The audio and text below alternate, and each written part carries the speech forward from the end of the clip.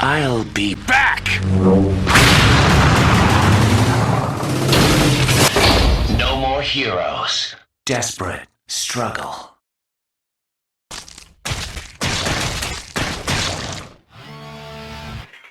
And we're back. Your next fight is arranged. You know what to do, yes?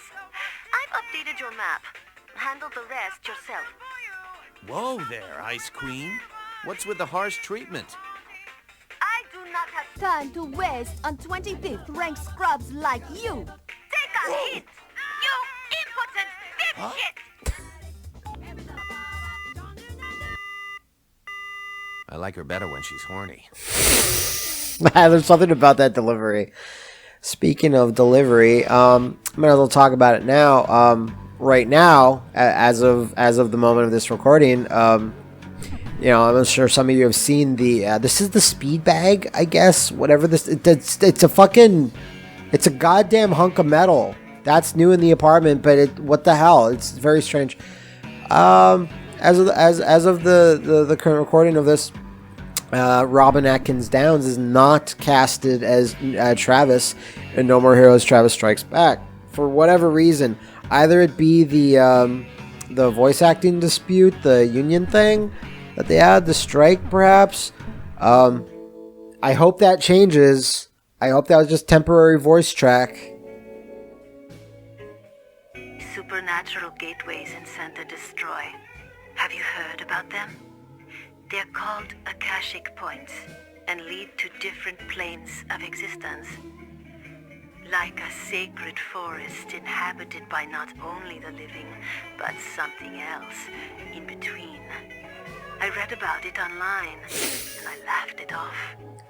It was Lost fake souls news. who escaped death through deals with the devil and live on in hideous forms. You don't believe me? Oh, you can believe what you want. So yeah, Akashic Point. I mentioned that YouTube channel before. It's kind of one of the weirder things in No More Heroes 2, but I like it. It's weird, but I like it. It's basically an excuse to go into crazy fucking levels that make no sense within Santa Destroy's architecture, and the fact that it's just a regular old city. So there's that. I think we'll play a mini game before we get to that. Man, the meat. So I'll go with this right now. Here's the mini games I enjoy. Bug Out, it's great. Lay the Pipe, not a fan. Coconut Grabber, amazing. Pizza with a Vengeance, it's all right. I wish it was a little better. Man, the Meat, amazing. Godlike. Tile and Style, terrible. Getting Trashed, it's okay. And Sting So Good, it's fucked up. I don't understand it. But we'll play Man the Meat. There might not be much to say about it, but I fucking love this minigame. It's subtle. There's an artistry to it. Santa Destroy is being monopolized. Everywhere you look, it's pizza pat this, pizza pat that, pizza pat soon. There'll be nowhere to get a juicy T-bone. And now Billy Cook got mad cow disease and butchered my entire kitchen staff. Can you help? Continue holding the button to cook the steak. Cook the steaks the way the customers want them. So we're going to do this. Going to man the meat. Anytime I ever get a burger or a steak, I say these things out loud. Rare. I said it once when I was a little drunk at a con and we're at a restaurant and they were like, how do you want your meat? And I was like, medium. And like only Liam laughed. Medium. So you kind of have to get it before it gets to that color. Nice is like when they're just like kind of happy with it, but it's not perfect. So I could have done that better. I kind of look at the highlights of the meat. Like the little bits on the top. Oh, he sucks. It sucks. You have to get a feel for it.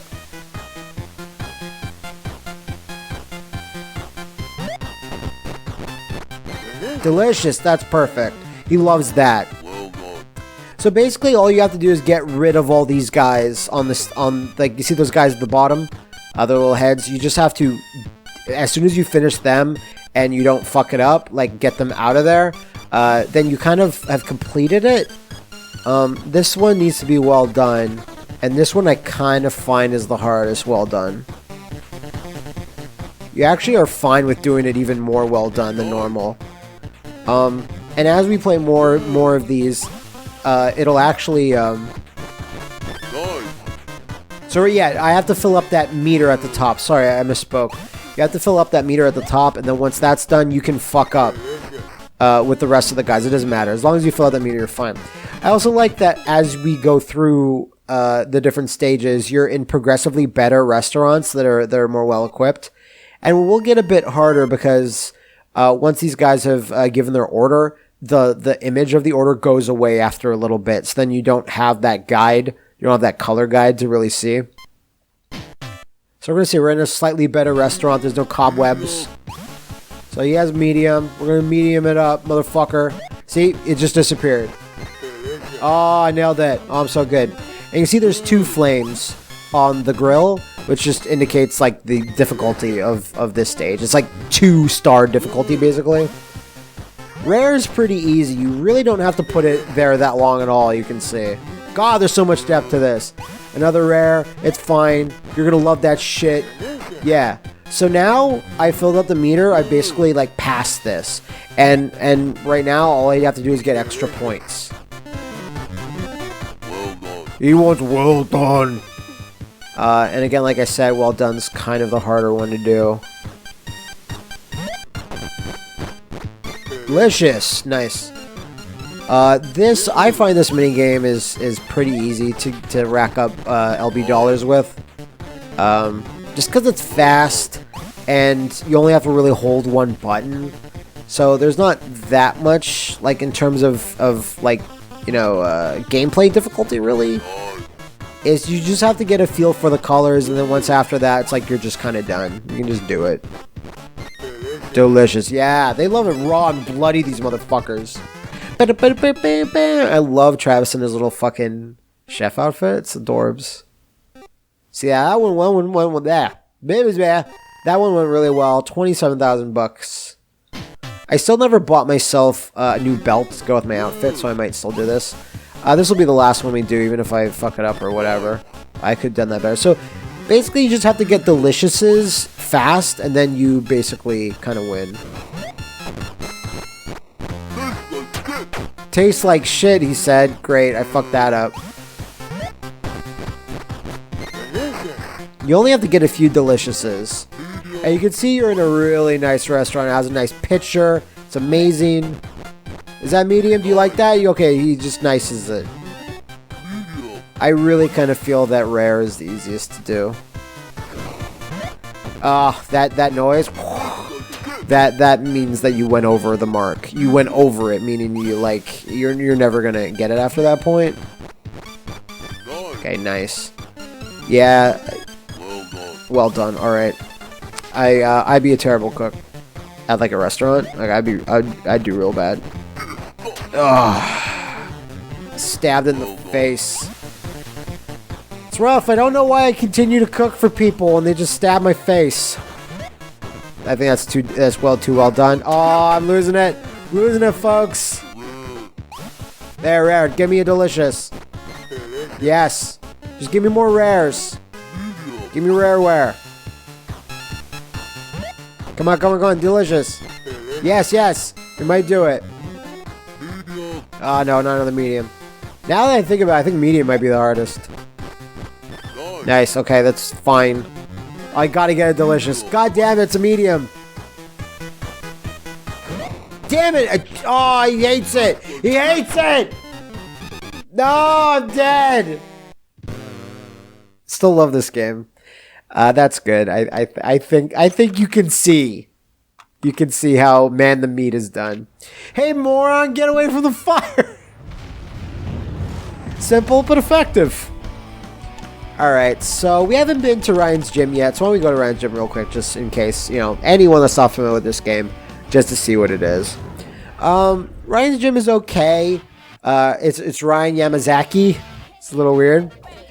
I much prefer the mini games to level up your strength and your health in the first No More Heroes. These are fine, but I wish you had additional things.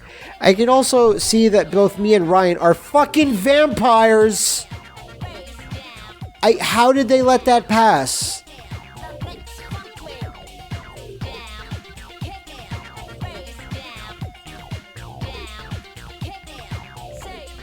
I just can't believe it. You can't get any stronger, Travis. Look at those muscles, more powerful than a locomotive. You know, I take a ride on that train. Come back again soon, okay? I want to pump you up. I'll come back soon, Joey Ryan. So yeah, since I've leveled up well enough, can't do much with them. With Joey Ryan there. They're fine mini games. I think they're kind of fun. Man, Wooly kind of struggled with those. I struggled with them as well when I first had to do the game. But there's a certain rhythm to the 8-bit mini games, and once you get into them, they're actually really fun. Like Man the Meat, I did okay. I could have done a lot better, but hey, I'm Matt, so sometimes I can't do a lot better. So we're going under the Santa Destroy Bridge, and that whirling little tornado there, that little Joagashi tornado, that's the Akashic Point. So you're just warped into this weird dark forest that's really not part of Santa Destroy.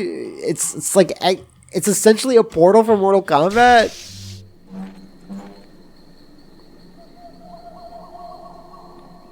I think I'm gonna switch back to double beam katanas. It's such a fucking cool stance to do. I find this area pretty fun. It's actually one of my more favorite. It's actually one of my favorite sequences in any No More Heroes thing, be it the first one or this one. I think it's really well done. I think this level and another one that we'll be doing later is kind of the inspiration, perhaps it's just my own theory, for how Travis Strikes Back will be, which is Travis going to different video game themed worlds. Because this is clearly at least inspired by RE4. You know, Suda, Shinji Mikami are friends. It has to be play a part into it. And one of the later levels we'll be doing is also clearly a send up to another video game series. So I kind of feel that this is where Travis Strikes Back comes from. That guy came out of fucking nowhere. That was crazy. Once this guy doesn't attack, you really want to stay away, because if you get near that chainsaw at all, you're going to be taking shitloads of damage. It's not great. Bring it on! Mama! Not quite my spleen, but it's close. And I think it's actually, when I really think about it, it's really effective. I like the idea of Travis jumping to wildly different scenarios and environments that can't be really contained within just Santa Destroy's just being a city hub.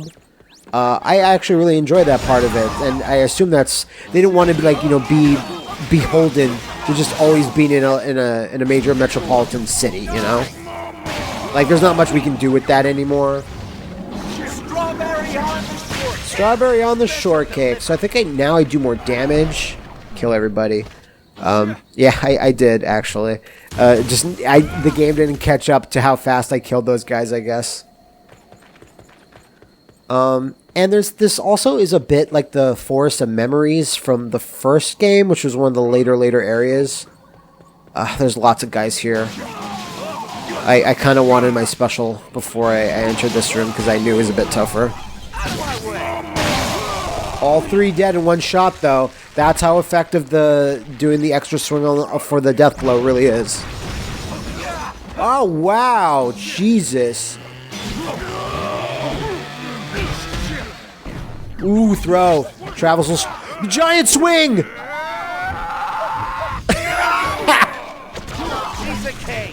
Oh, man, that is a really rare throw. I'm glad we got that. Special delivery. Strawberry on the shortcake. Oh, shit. He's so dead. It's embarrassing how dead he is. Okay, so that clears out that area. This isn't an especially long level, but I've now refilled the ecstasy gauge, and I'm going to need it for the next little section. There is a part of this dark forest area that is so RE4, it's crazy. I mean, if any of you guys, I'm sure most of you, have played RE4 enough to be just recognize it. First, we're going to talk to Sylvia before we get there. Oh, wow, I thought that was it. I guess I'm super wrong and stupid. But the day But, oh god, day has now changed. And we're now at a blood red moon. And music gets kind of pumped up. I'll also take the moment to say that I think it was for this level, maybe the theme of the boss we'll be fighting. A lot of tracks were actually done by Akira Yamaoka from Silent Hill fame, who I don't think had joined Grasshopper. He's part of them now, but I don't think he joined Grasshopper. He contributed tracks to this game. I think he was still like with Konami, but he was just under contract by Grasshopper and contributed some tracks to hers too. And that's awesome. And when I first heard that, I'm like, oh my god, that's so fun. Like, splooge shit. But some of his tracks, I think actually most of them, I'm not the biggest fan of. Like, they're good, but I find it was didn't really hold up compared to his previous works. No. That's pretty funny. I think he did much better work in Shadows of the Damned, and especially Let It Die. But I kind of found his tracks in this game to be just a little bit lacking, just a tiny bit. Yeah, exactly. You see Travis jutting to get up there when I was tapping the buttons like it told me to do in the tutorial. But like I said, don't follow that and just shake the Wiimote. Travis gets up instantly. It's a lot faster. I don't know. Was that a bug? I would consider that a bug because it's giving incorrect information. So we can see over there, we're looking over the Stand and Destroy Lake? I don't know. It's a pretty atmospheric place. It's not as spooky as the forest from the first game. What is kind of spooky is these random fucking rocks. And why did they feel the need to put those in? It's very hard to even get a hit. I got a little nicked there. Otherwise, they don't knock you off. They're just kind of there, and it's over in like 3 seconds. Can I go back? Do they continually fall off, or is it just that one instance? That's it. The rocks were never heard from again. A really random addition. I kind of find in general that the stages, even though I like a lot of them in No More Heroes 2, a lot of them are really simple. Like, it's just straightforward shots. There was a little bit more to explore in the first game when you got to certain levels. Maybe not all of them. What is that? I just noticed those things floating out there in the water. Did you see them? They look like red bricks or logs, perhaps? I wish I could zoom in with like some type of zoom functionality or first person mode. I swear I saw them. Like, for example, I wish I could go down that dock. Maybe they could have put like an extra treasure chest there. That was strange. Okay, I guess I'm nuts. Whatever. We still have one more area to go before we get to the boss. So does this look like the area leading up to the church in RE4? Because it is. It's so fucking similar.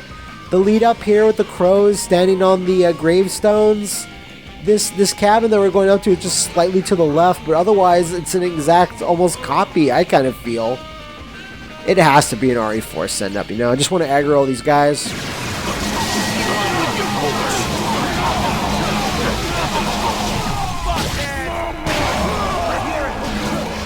Ugh, fuck. I kind of wanted to hit a guy where he was a bit closer to the other ones.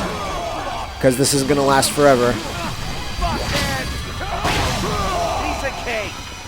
Ah, fuck. I thought I would get it. Oh, shit. Hopefully that kills the other guy. Yeah, there's still way more. Holy shit. I didn't realize how many there were on this stage. Oh! Nice suplex.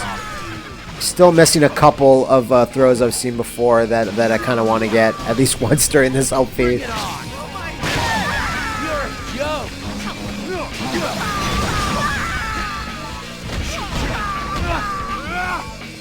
Oh, wow, Travis. Holy shit. That was so strange. Okay, I think that's everyone. And I have my special move meter built up. Ecstasy, gauge, whatever. Even if I didn't, I think one of these has it. A full pizza. and battery. Oh, well, it was a little low. Like I said before, the charging up your battery is really not much of a thing in this game over the first one. So make sure there's no other treasure chests. There's the save points right there, though. I think we're good. I will save, and then we'll fight one of my favorite boss fights in No More Heroes in general. At first, I didn't actually like it, but then I kind of grew to appreciate it. Against Matt Helms. We'll save right there. We are now, I think we're still rank 25 since last... Yeah, the one I saved before is right after I beat Charlie. So, a general tip, maybe it doesn't work on all difficulties, but I find it helps a lot. Most boss fights, you could just probably take most of the swords and you'll be fine, but for about 2 of them at least, I find the most effective sword, at least for fighting Matt Helms, is this one. This is the big cocker. See, it's quite long and large, sturdy. Another thing we'll do is, you don't really see this that often, and it comes into play in a much more interesting way later on, but once you go to the status screen, it'll actually just tell you what certain weapon names are in case you don't look them up in any other circumstance. And the big red one is the peony. So that's cool. You can see my stamina muscle is at max muscle. Everything's at 100%, which is cool. Don't forget this screen, though, because as we go on into the game, we're going to see some interesting things once we go into the screen. I'll get to that when I get to that. But I'm going to switch to the sword now because it does save some time once we get to this boss fight. That Guy Fieri shit.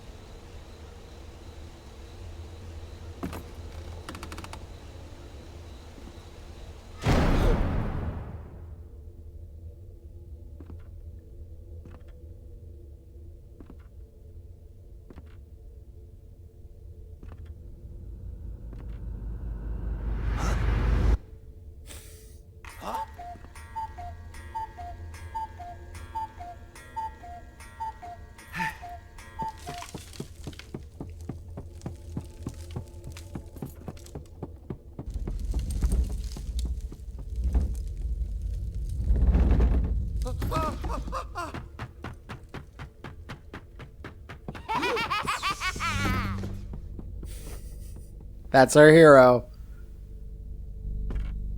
Ooh.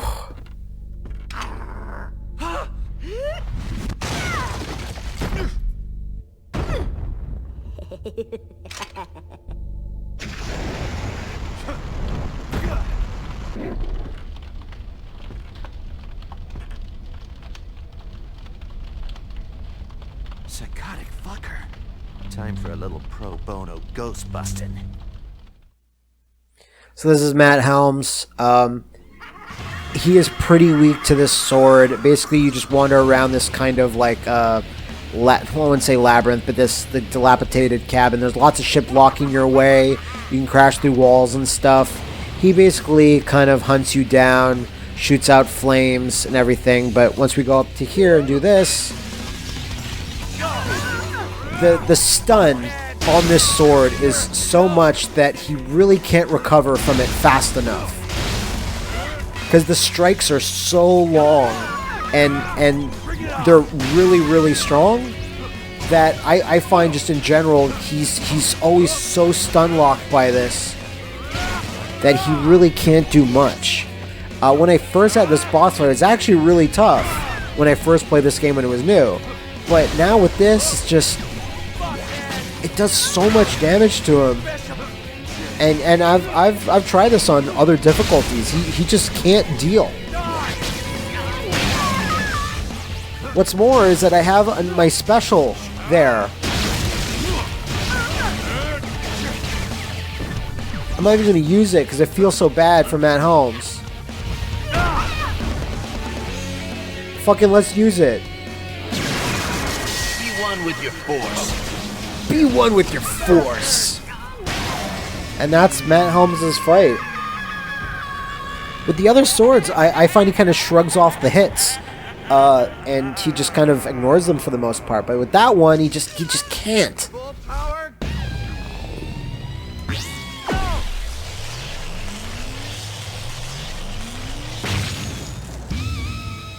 Matt Helms dead. I'm not gonna lie. I'm a man of chunks. I have a little chunkiness to me.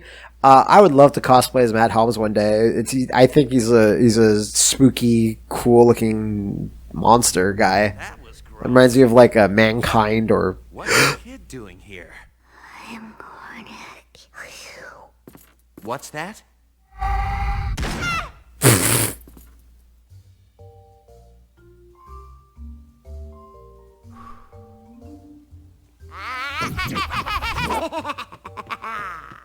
And he just kind of wanders This is the problem off. with fighting the supernatural. You cannot kill someone who's already dead.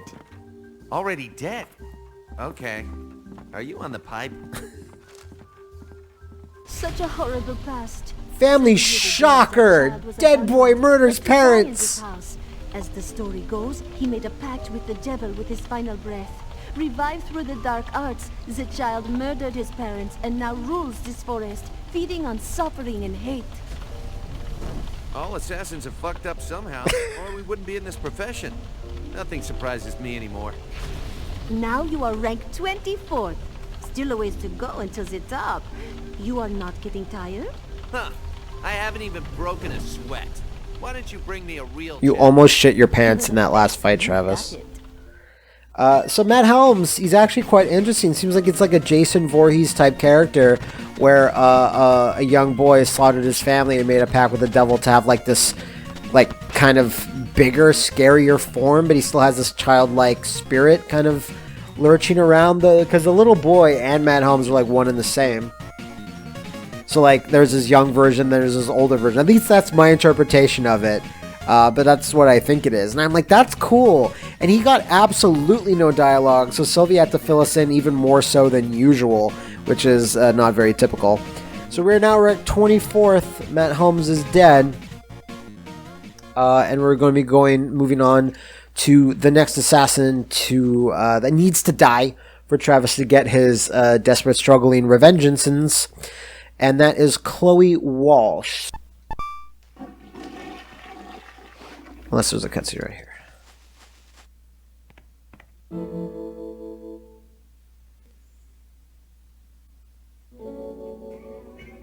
I told you last time about the gateways. Uh-huh. Remember?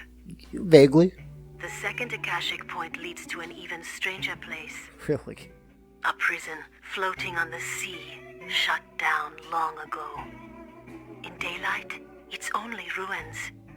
But when night falls, you can hear a woman's tragic scream. A cry so chilling that birds go mad, caking the ocean surface with their dead bodies, drowning themselves to escape her cry. Not all of the island's prisoners have been moved. You don't have to believe me. You can believe what you want.